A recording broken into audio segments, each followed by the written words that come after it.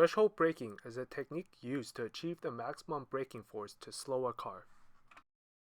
This technique involves applying maximum braking force, then pumping the brakes once the wheels lock if ABS is disabled, or when the pedal starts to pulse if ABS is on.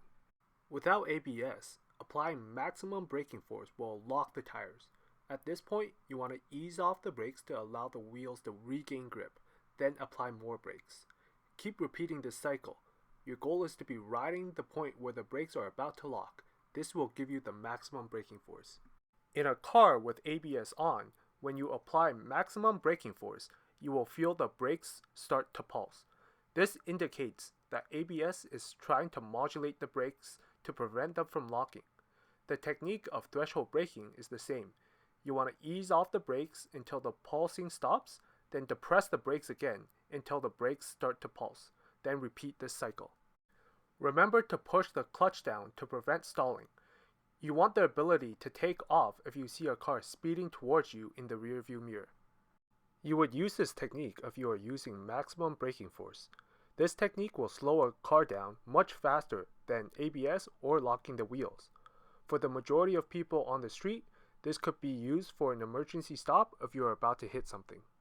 Threshold braking works by keeping the amount of tire slip close to the maximum level of grip. If your braking force is too low and not at the point to trigger ABS or wheel lockup, there is more braking potential available.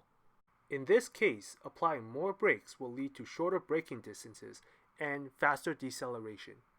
If your braking is beyond the limit of grip, tires slide. The friction of the tire is reduced, steering inputs have little effect, and braking distances increase. Peak friction occurs close to the point of when the tires are about to slip, and threshold braking aims to keep the grip at this level. Let's first use ABS to get a benchmark for stopping distances. First, slow your car down by depressing the brake fast and deeply. You should feel the pedal pulse. This is your ABS system, or you should hear the tire screech if you don't have ABS. Try the same run, but using the technique mentioned in the previous section, and note the differences in stopping distances. Keep practicing, stopping at various speeds. As with any driving technique, practice is required to be able to perform this in any situation. These exercises will help you gain confidence in your car's stopping ability, and it's important to understand how your car behaves in these situations.